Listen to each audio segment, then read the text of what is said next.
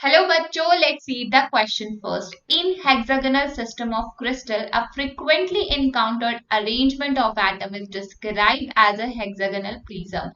अगर तो हम बात करते हैं hexagonal system की, तो वहां पे arrangement of atom इस तरह से है कि hexagonal prism बन पा रहा है. Here the top and the bottom of the cell are regular hexagon. अगर आप किसी भी हेक्सागोनल क्रिस्टल को देखते हो, उसके स्ट्रक्चर को अगर ध्यान में रखते हो, तो उसका टॉप एंड बॉटम हमेशा रेगुलर हेक्सागन होता है एंड उसके अंदर तीन एटम सैंडविच की तरह रखे होते हैं, right, in between. Now a space filling model of this structure called hexagonal close packing. और इसी तरह के स्ट्रक्चर अरेंजमेंट को हम HCP कहते हैं. Is constituted of a sphere on flat surface surrounded in the same plane by six identical sphere as closely as possible.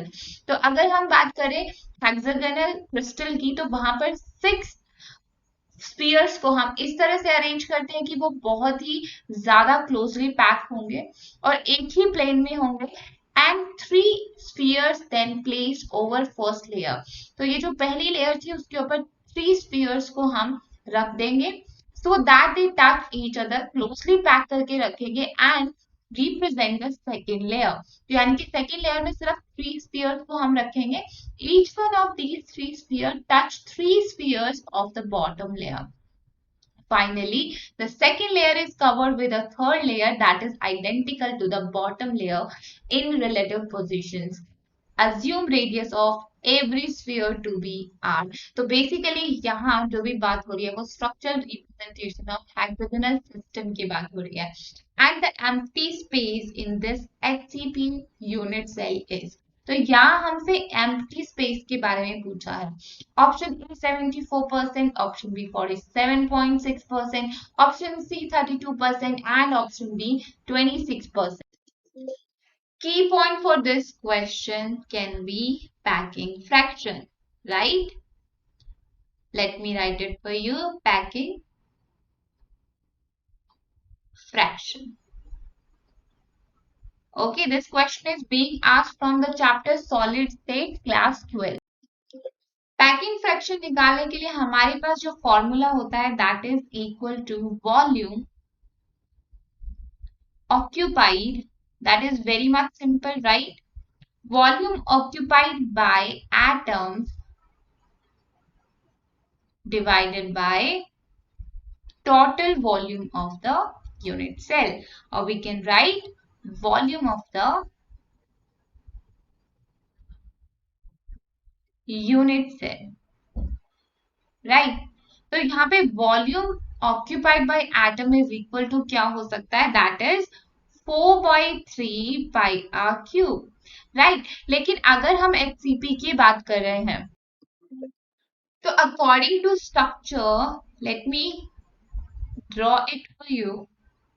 तो कुछ ऐसा होता है, सी जो भी हमें यहाँ पे इंफॉर्मेशन गिवन है उसके अकॉर्डिंग हम क्या करते हैं, सिक्स एटम्स को या स्फीयर्स को इस तरह से अरेंज करते हैं कि उनके सेंटर्स को ज्वाइन करने पे आपको एक हेक्सागोनल रिंग मिल जाती है, राइट? तो यहाँ पे कुछ लेयर्स की बात हुई थी, तो लेयर 1 आपका कुछ ऐसा होता है, राइट? एंड देन जो मिडल लेयर है, जो सैंडविच की तरह हमने तीन एटम्स को रखा है, स्फीयर्स को रखा है, this is going to be your layer number 2 और B. एंड देन हम वापस से अरेंज करते हैं एक और लेयर को जो कि बिल्कुल आइडेंटिकल होता है अपर लेयर के, राइट? तो इसको भी अगर ज्वाइन अगर हम करते हैं तो कुछ इस तरह का स्ट्रक्चर फॉर्म होता है, ओके?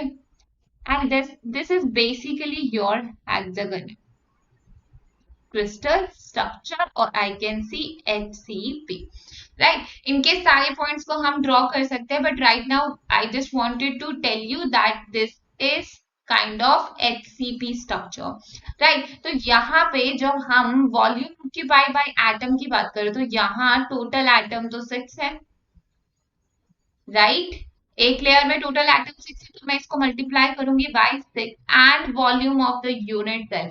ये जो पूरा HCP है इसका जो वॉल्यूम होता है दैट इज इक्वल टू, इसको हम कैलकुलेट करते हैं 24 √2 r क्यूब, एंड जब हम इसको कैलकुलेट करेंगे that will be equal to somehow 0.74, right. और अगर तो हमें परसेंटेज में इसको कैलकुलेट करना है तो हम इसको मल्टीप्लाई बाय 100 कर देंगे and it will give us 74%।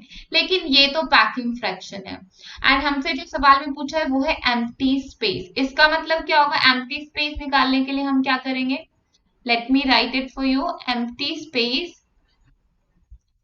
तो ये क्या होगा? टोटल आपका स्पेस 100% होता है माइनस जो कि पैकिंग फ्रैक्शन है 74% equal to 26%, right? So your correct answer for this question is option D, 26%.